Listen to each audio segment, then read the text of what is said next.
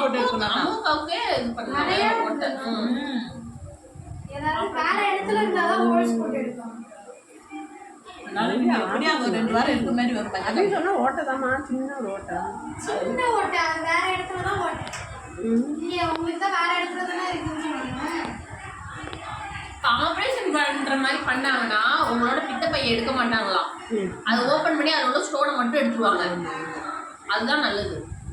இந்த ஓட்டை போடுறது வந்துட்டு பித்த பையை எடுத்துடுறாங்க. பித்த பையவே எடுத்துறாங்க, பையவே எடுத்துறாங்க. அம்மா பையவே எடுத்துறாங்க. பிரச்சனை வராதா? அதான் அந்த பழமுறை அக்கா சாப்பிட்டுட்டு மயக்கம் வருது, வாயை கட்டுப்படுத்தாம ஆபரேஷன் பண்ணிடுமா? அது உடனே டைஜஸ்ட் ஆகுறது. அது பைய எடுத்துட்டாங்களா?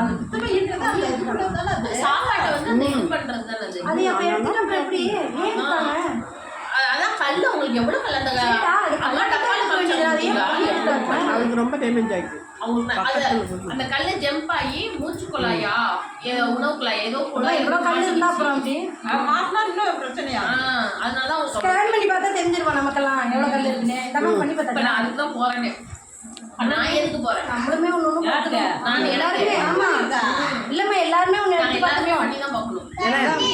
ஏன்னா என்ன சொல்லல, பார்த்துக்கோ, செக் பண்ணிக்குவோம். நீ வலிக்குதுன்னு சொல்லி முன்னாடி வலிக்குது அந்த உடம்பு இருக்குங்க. ஏன்னா ஹோட்டல்ல சாப்பிட்றாங்கல்ல. ஹோட்டல்ல இருந்து நாங்க சாப்பிட்டுட்டு பண்ணிக்கணும்.